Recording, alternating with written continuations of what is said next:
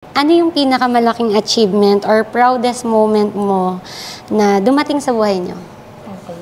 So, aside from receiving awards, no, I thought yun yung peak, no, ng achievements, no. Pero hindi eh. So, ako, while at it, na-realize namin na yung biggest and proudest moment pala namin, yung nag-grow kami, nakakatulong kami, at yung mga nakakasama namin na nag-grow ng business namin, nag-i-improve din yung lives nila. So, yung na-i-share namin yung blessing na nare-receive namin, parang yun yung proudest moment for me. As hindi lang naman kasi yung blessing na na-receive namin, hindi lang sa family namin sinishare, pati din sa mga employees namin. So, yun yung proudest moment namin sa company. So, minsan parang meron ka bang times na naiisip mo na hindi ka pwedeng huminto kasi maraming umaasa sa'yo, lalo ng mga empleyado mo? Every day, gumigising ako with that anxiety na yung employees ko, yung pamilya ng employees ko, nakadepende sa company. Yes. So, hindi ako pwedeng tumigil. Hindi na lang, it's not about us na nagtayo ng company, yung owner ng company, but also yung mga employees na kasama namin nag-grow.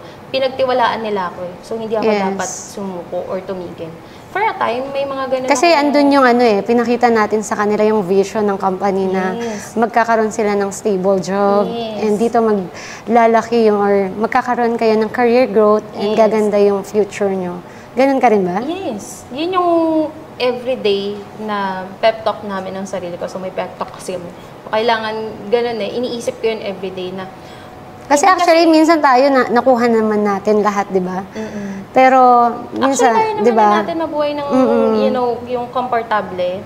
Pero lagi ko talagang iniisip. Having 45 employees, hindi madali. Sobra.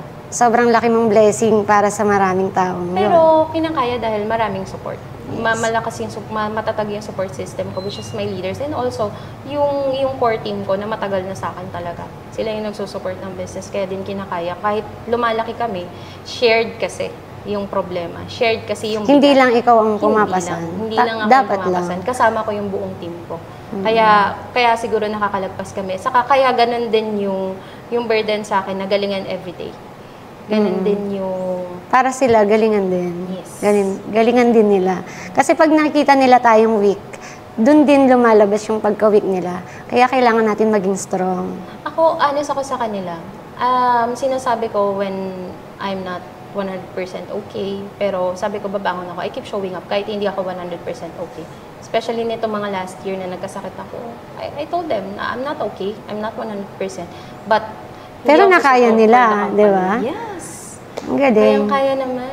Kasi hindi basta yung logistics.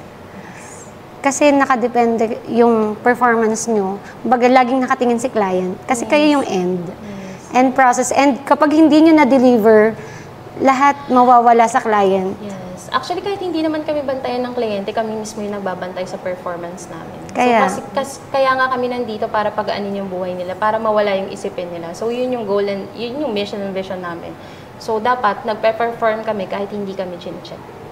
So, everything na ginagawa nyo sa company, lahat nire-report nyo? Yes, lahat nangyayari? Yes. Kasi merong mga ganyan, service provider na company, pero parang hindi sila into detail. So, siguro yun yung that I am not aware of. Yes. Yun yung strength ng company nyo. Thank you. Oo. Kasi, Thank you. Hindi pwedeng walang data. Yes, hindi pwedeng wala. Kasi kahit ako sa company, talaga lahat dapat naka-records. Yeah, I know. Ayun. Meron nga lang yung iba sa e-commerce, hindi sila nagre-record. Kaya nagugulat na lang sila na parang, nasa na? Ano nang nangyari? So, yun. Kaya, yun yung strengths natin sa company natin. And ikaw, marami kang clients and mas mararami pa ang clients mo kasi napakaganda ng leadership mo. Thank you. Thank you.